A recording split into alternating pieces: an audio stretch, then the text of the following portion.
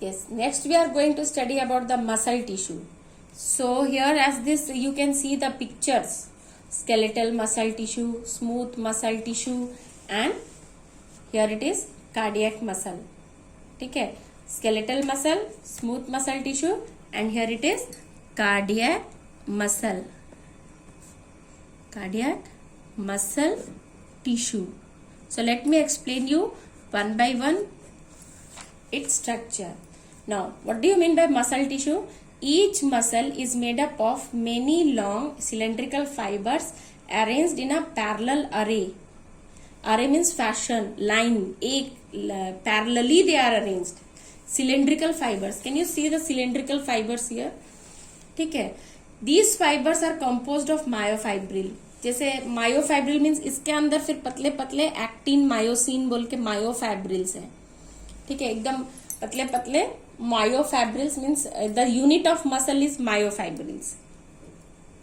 Unit of muscle is myofibrils. These are the myofibrils. Then they are composed of actin and myosin proteins. These are the myofibrils. ये सबको myofibril बोलते हैं. ठीक है, और ये पूरे को क्या बोलेंगे? Muscle tissue. This is whole muscle tissue. एक एक को हम myofibril बोलते हैं. These are the myofibril that bunch together. ठीक है. Now muscle contracts.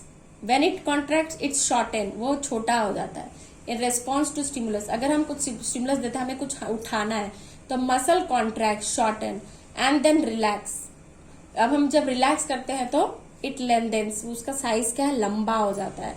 Return to uncontracted state means जब हम कोई चीज उठा रहे हैं, सपोज अपने हाथों से हम कुछ उठाते हैं, तब हमारा मसल कॉन्ट्रैक्ट करता है और ये शॉर्ट हो जाता है. जब हम रिलैक्स करते हैं, मतलब ट्राइसेप्स एंड बाइसेप्स दो अलग अलग है. बाइसेप्स क्या हो जाता है? Biceps and triceps you will learn how it contraction in the next chapter. In the next when you will study the contraction, how muscle contraction, just you understand that muscle contracts and the size becomes short अगर कुछ stimulus होता है, and when it is relaxes then the muscle this lengthens. ठीक है, and return to uncontracted state. Their action moves the body. Their action moves the body. Next is three types of muscles. Skeletal muscle, closely packed. Three types of muscles are there. Skeletal muscle, smooth muscle, cardiac muscle. Skeletal muscle closely packed and attached to the skeletal bones, arranged in parallel fashion like this, parallelly. एक दूसरे से parallel attached है. They are skeletal muscles. They are striated muscles because you see the bands, dark bands, white bands are present. Striated types of muscles. ठीक है. A sheet of tough connective tissue. उसके ऊपर में एक tough connect, जैसे हम बोले थे ना भाई इलेक्ट्रिकल वायर्स के जैसा, तो tough connective tissue is present over them. एक शीट बनाते हैं, एक कवर बनाते हैं उसके ऊपर. It encloses several bundles of muscle fibre that is myofibrils. ठीक है, जैसे हम इलेक्ट्रिकल वायर के बारे में बोले, एक वायर को काटते थे, उसके अंदर बहुत सारा पतला पतला अलग अलग रंग का, रेड, ब्लू, येलो कलर का हमको निकलता है उसमें से मायोफाइब्रिल्स वायर निकलता है. तो वैसे ही एक स्ट्राइटेड मसल के अंदर में बहुत सारा मायोफाइब्रिल्स निकलता है. ठीक है. Next is smooth muscle fibre. Fibres tapper at the both ends, do not show striations. जैसे दे टैपर दोनों के साइड में, जैसे एस शेप्ड, सुंदर से जब हम लोग बना सकते हैं इसको, एस शेप्ड है ऐसे. It tapers eight the both the end. दोनों एंड में वो टैपर होता है, मतलब सिकुड़ जाता है. सिकुड़ता मीन्स क्या? बीच में स्वेल कर रहा है और बाद में वो इस तरह से चिपक जा रहा है, तो वो taper at the both ends है. And they do not show striations. यहाँ लंबा ये नहीं है, बैंड्स नहीं है, डार्क बैंड, व्हाइट बैंड, इस तरह का light band and dark band नहीं है. डार्क एंड लाइट बैंड नहीं है, स्ट्राइशंस नहीं प्रेजेंट है. Next is the function is involuntary. They have involuntary function. Means what do you mean bye voluntary and involuntary? जैसे ये स्ट्राइटेड मसल्स है ना, they are connected with the skeletal muscles. So when we are going to do work, when we want to do some work, so their skeletal muscles we voluntarily, हम उसे अपने हाथ से उसको काम को करते, मीन्स वी आर विलिंग, हम उसे करना चाहते हैं, हम उसे करते हैं. जैसे पेन उठाना, तो इट इज स्केलेटल मसल. जैसे पेन गिरा है, हम उसको पेन को उठा रहे हैं, पेन गिरा है या पेन को उठा रहे हैं, तो दिस इज माई विल, ये हम चाहते हैं इसको करना.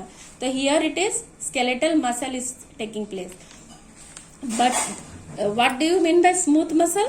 This smooth muscle they will involuntary function, वो खुद से वो काम नहीं, जैसे कि flow of the blood in blood vessels, तो वो हमारा उस पर जोर नहीं है, हम उस पर कुछ नहीं कर सकते. स्टोमक से इंटेस्टाइन में फूड को जाना, या एसोफेगस से स्टोमक में जाना, स्टोमक से इंटेस्टाइन में जाना, there we have no role, हम बस अंदर डाल दिए, वो अपने आप जा रहा है. तो this muscles, the contraction of the muscles, या मसल्स जिस तरह से भी काम करते हैं, this smooth muscles they themselves they do. अगर हम उसको स्टॉप भी करना चाहें तो हम उसे स्टॉप नहीं कर सकते. So they are involuntary in function. Next is cardiac muscle tissue. The contractile tissue present in heart only. This cardiac muscle is present in heart only. Here striation भी present है, skeletal muscle के साथ striation भी present है, dark band and light bands भी present है, but smooth muscle के जैसा ये voluntary नहीं है, हम हार्ट को बंद और चलाना अपने से नहीं कर सकते हैं. They are in between that. skeletal muscle और smooth muscle का दोनों characteristic cardiac muscle को मिला हुआ है. ठीक है. They have the junction between adjacent sales, जैसे ये एक दूसरे से एकदम टाइटली पैक्ड है, और यहाँ पर क्या हो रहा है, दे आर हैविंग, वो एक दूसरे से कनेक्टेड है. Each cell, each myofibril is connected with next myofibril. ठीक है. द यहाँ पर जैसे in this it is written they are attached, they are closely packed and attached. Here in the smooth muscle fiber it is written in cell junctions hold them together, they are tightly attached here. In smooth muscle में they are held together, they are held together. But in cardiac muscle the cell junction, जो junction है दोनों के बीच का जो connection है, fuse plasma membrane of cardiac muscle cell and make them stick together. Fuse कर दे रहा है, मतलब एक प्लाज्मा मेम्ब्रेन दूसरा प्लाज्मा मेम्ब्रेन के साथ फ्यूज हो जा रहा है. फ्यूज हो जाना मतलब उन दोनों के बीच में और गैप नहीं है, कोई बाउंड्री नहीं है. देखो इन दोनों के बीच में कोई बाउंड्री नहीं है, तो ये दोनों बीच में फ्यूजन हो गया है, दे मिक्स्ड अप. ठीक है. The cells of the cardiac myofibril they are mixed up and they stick together.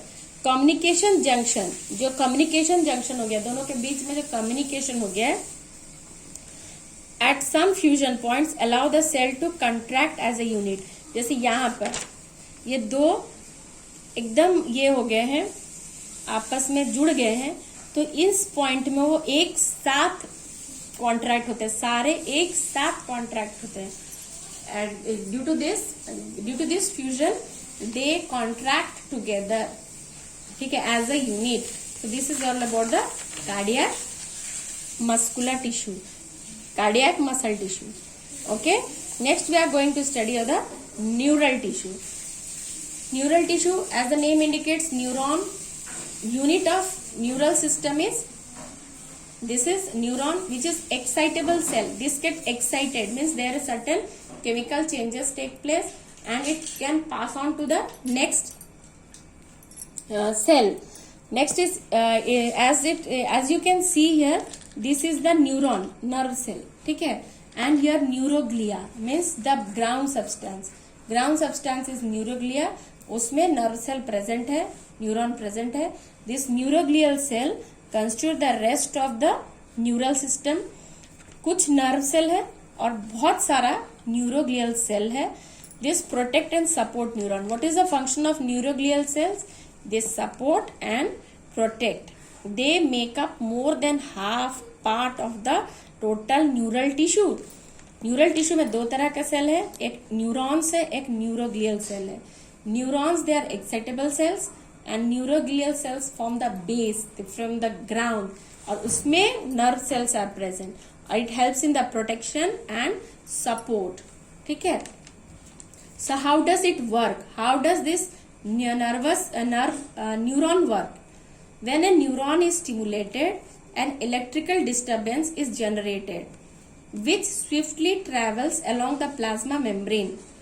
एक नर्व से दूसरे नर्व, जैसे एक नर्व हुआ यहाँ पर इस तरह से, ये दूसरे के साथ फिर ये कनेक्टेड है, फिर ये इस तरह से कनेक्टेड है. तो यहाँ जो इसको बोलते हैं हमारा, this thing is called as, this thing is called as axon. जो उसका डंडी जैसा है दैट इज कॉल्ड एक्सॉन, और उसका जो हेड जैसा है that is called cyton. And उसमें बहुत सारे ऐसे निकले हुए हैं, they are called as dendrites. The dendrites, ठीक है. एक डेंड्राइट, एक सेल का, एक न्यूरॉन का डेंड्राइट दूसरे के एक्सॉन से सटा है, ठीक है. फिर इसका जो डेंड्राइट है उस सेल जंक्शन बोलते हैं उस जगह में, इसका डेंड्राइट इसके एक्सॉन से सटा हुआ है. फिर इसका जो डेंड्राइट होगा, इस नर्व सेल का जो डेंड्राइट होगा दूसरे के एक्सॉन से लगा हुआ है.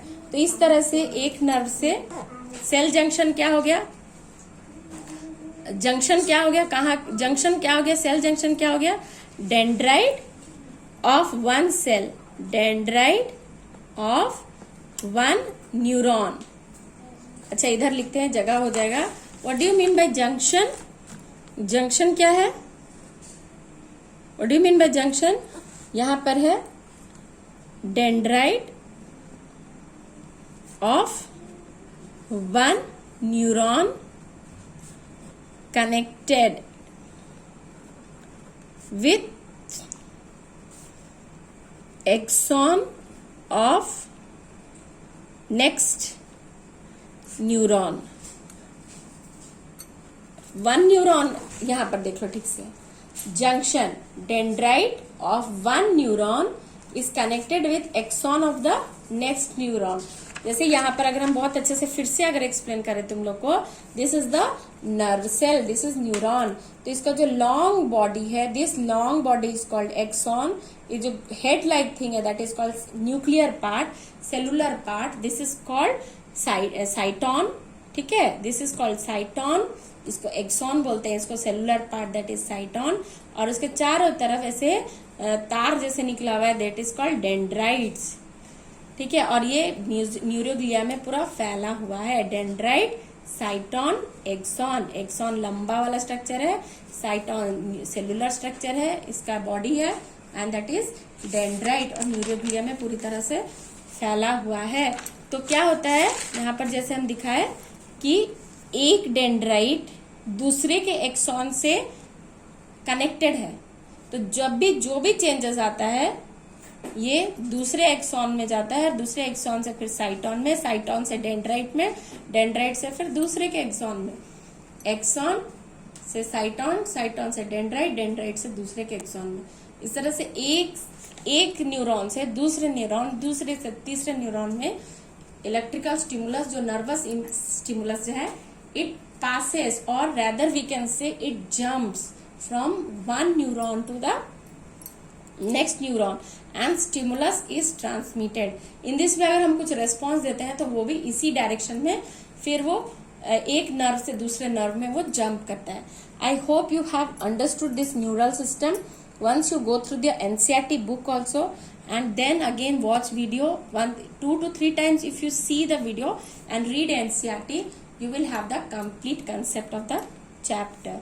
Okay, thank you.